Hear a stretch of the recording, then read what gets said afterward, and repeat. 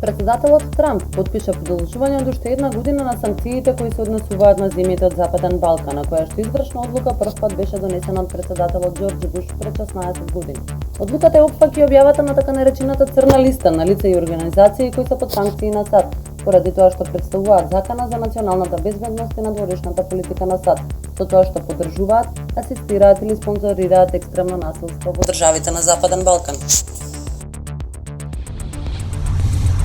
По неколку часовна расправа денеска во собранието пратениците го одобрија изборот на владата за заменици министри со 62 гласа за. Пратениците на ВМРО-ДПМН не беа во салата додека траеше расправата, додека пратениците на БЕСА беа воздржани.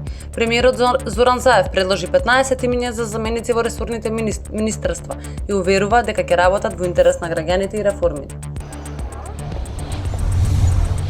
Според најавата на метеоалармот од управата за хидрометеоролошки работи, во текот на утрешниот ден територијата на целата држава ќе биде зафатена со температури од жолта алертна фаза. Граѓаните од целата држава потребно е да ги почитуваат општите препораки за заштита од високите температури, соопшти од Министерството за здравство.